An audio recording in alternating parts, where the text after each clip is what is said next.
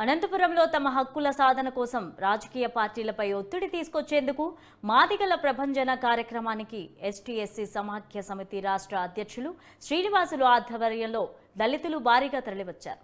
YCP అధికారంలోకి వచ్చిన తర్వాత దళితులకు చెందిన 27 పథకాలను రద్దు చేసిందని, ఫలితంగా దళితులు పొరుగు రాష్ట్రాలకు వలసలు వెళ్లాల్సిన అవసరం ఉందని మాజీ మంత్రి శైలజానాథ్ ఆవేదన వ్యక్తం చేశారు.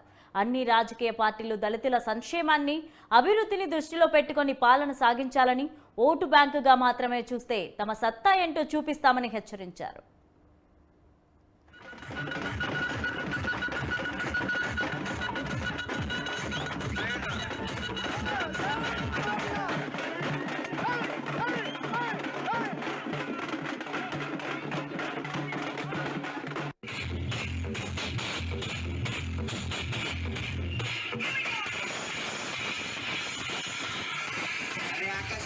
पक्षांच्या हवा आणि सिंदगी तालुक्यामध्ये मादिगा बॉयची हवा.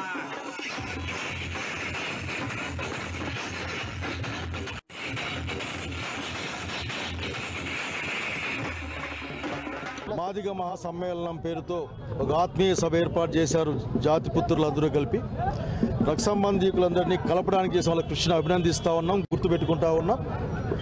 ఐక్యత ఒక్కటి మన అభివృద్ధికి కారణమవుతుంది.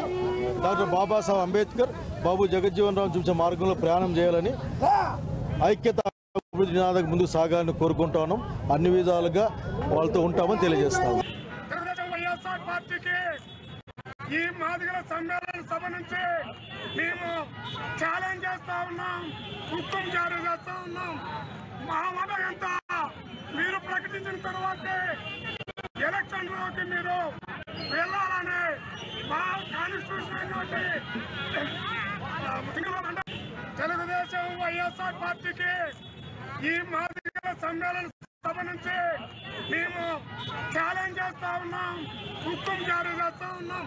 మా మాట ఎంత మీరు ప్రకటించిన తర్వాతే ఎలక్షన్లోకి మీరు వెళ్ళాలని మా కాన్స్టిట్యూషన్ సింగనమల మాట తెలుగుదేశం వైఎస్ఆర్ పార్టీకి ఈ మాదిగల సమ్మేళన సభ నుంచి మేము ఛాలెంజ్ చేస్తా ఉన్నాం, హుకుం జారీ చేస్తా ఉన్నాం.